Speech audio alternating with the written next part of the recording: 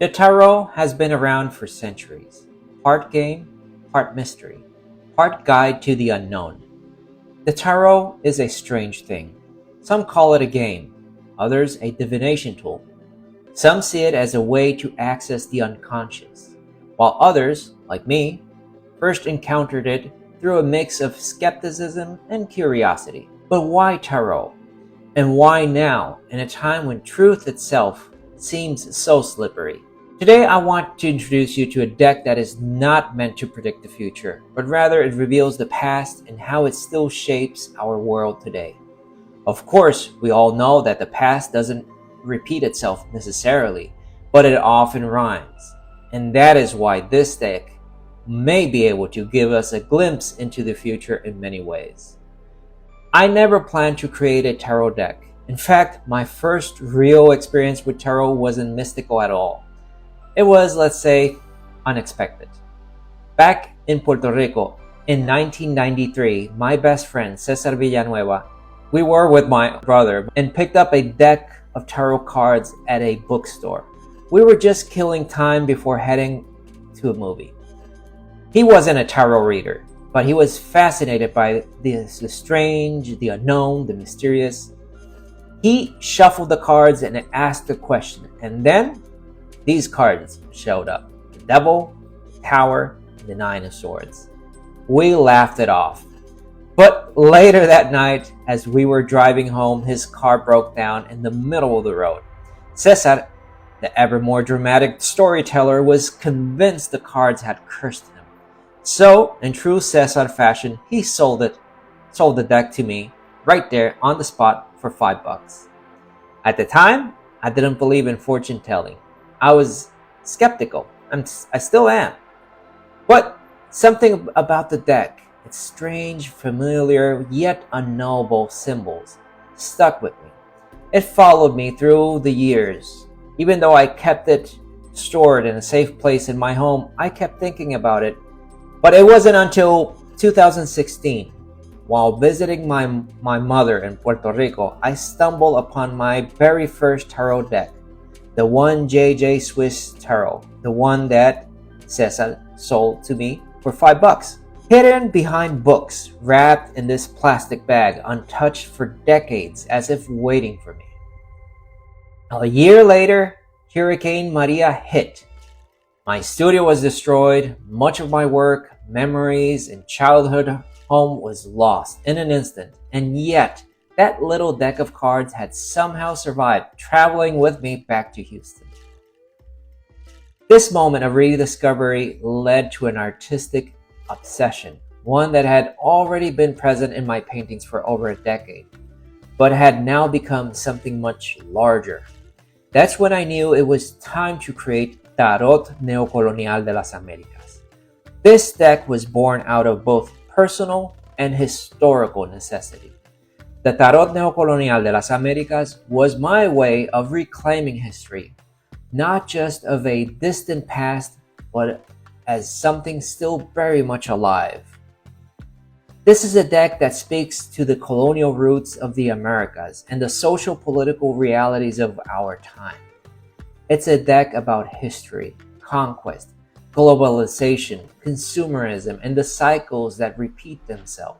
It was published by US Games, the same company that brought us the Rider-Waite Tarot, a deck that has inspired generations. In fact, much of this deck draws from the Rider-Waite, but recontextualized to fit the America's unique story. I had been incorporating tarot imagery in my paintings since 2005, blending Renaissance compositions with colonial iconography and modern consumer culture. But the deck itself, that idea haunted me for years. I wanted to create a tarot that spoke to the history of the Americas, not as a static past, but as something alive, something still unfolding.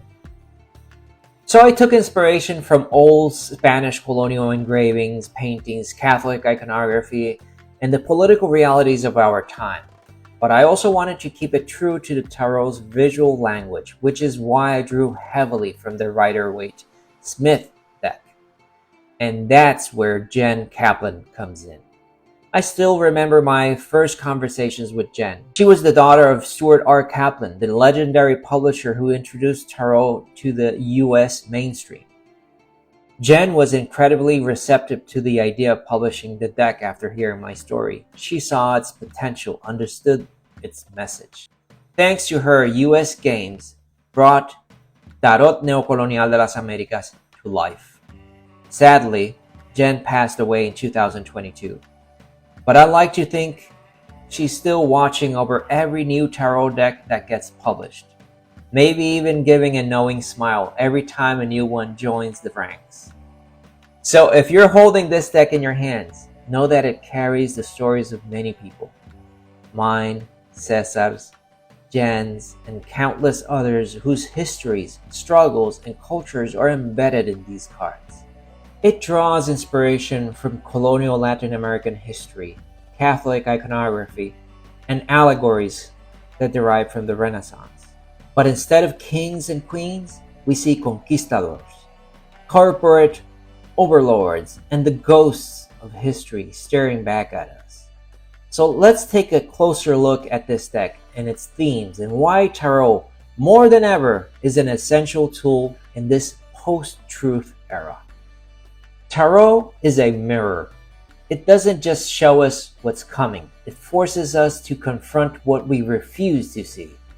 We live in a time of disinformation, media manipulation, and corporate narratives that shape what we believe to be true. This is why tarot remains so relevant. It cuts through the noise and provides a different way of seeing things. This is a deck that doesn't just give us archetypes. It places them in the world we live in today.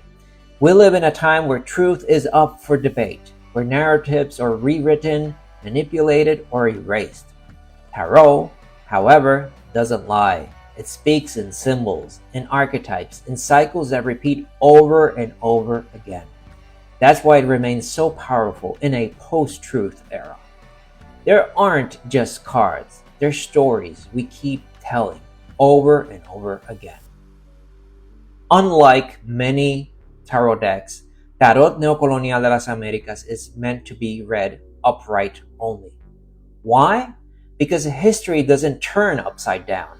Just like an old master painting, each card contains both light and shadow within it. My favorite reading method is the 3-card spread, inspired by the structure of a triptych altarpiece.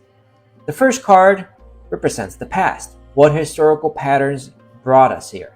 The second card, the present. What is the reality we must face? And the third card is the future, not a fixed fate, but just the direction. For example, if we asked, where is the world heading politically? And we drew, number 1, the Emperor. This is all about power, control that remains centralized. We draw the Fool. It's a leap into the unknown, but at what cost? And then if we finally draw the Tower, it's all about a crisis, an inevitable reckoning. What does this tell us? The governance is still dictated by old colonial structures, recklessly walking into chaos and ultimately leading to a moment of reckoning. This reading suggests we're standing on the edge of a collapse, walking blindly towards change, but history has shown us that collapse isn't always about destruction. It can also be transformation, new opportunities, a rebirth, a new era. Tarot isn't just about predicting the future. It's about recognizing patterns and understanding where we are, because only then we can change where we're going. This deck is brutally honest. It tells the stories of our world with the weight of history pressing every card. Don't get me wrong, there's also humor, satire on each one of these cards, and you'll notice if you look closely at each image. While this deck emerged from my deep engagement with history, colonialism, and consumer culture, my work is shifting. For 20 plus years, my work focused on social justice, climate change, and the legacies of colonialism. But lately, I find myself drawn to something deeper, something more personal. I no longer see history as purely political. I see it as mythological. Because at the end of the day, what truly shapes us isn't policies or ideologies, it's the story we tell ourselves and the hidden archetypes within these stories. That's why I remain skeptical, not just of politics, but of everything: religion, technology, even the utopian promises of the tech industry and this new AI driven digital age. Tarot has always been about storytelling, as I said, each reading a new narrative, a new way of seeing the world. And that's why I still believe in it. Not as a way to predict the future, as I said, but as a way to understand the present. Tarot Neocolonial de las Américas may have started as a deck about history, but ultimately it became a deck about cycles, archetypes, and the way we keep repeating the same stories over and over again. This deck was never meant to be published. It was a deeply personal project, a meditation on history, memory, and what it means to belong to a place shaped by centuries of conquest and colonization. But now, it's out in the world, and if it speaks to you, I invite you to explore it. Thanks to US Games, it's now available for anyone who resonates with these themes.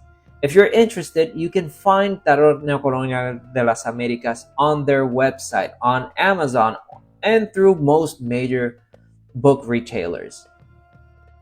Ultimately, whether you use this deck for political readings, personal introspection, or artistic inspiration, one thing remains true. History may not repeat itself exactly the same way, but it often rhymes.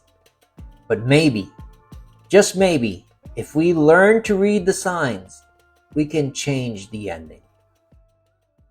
Thank you very much for sticking around till the end. If you enjoyed this video, don't forget to like, hit that subscribe button, and tap the notification bell so you don't miss out on future content.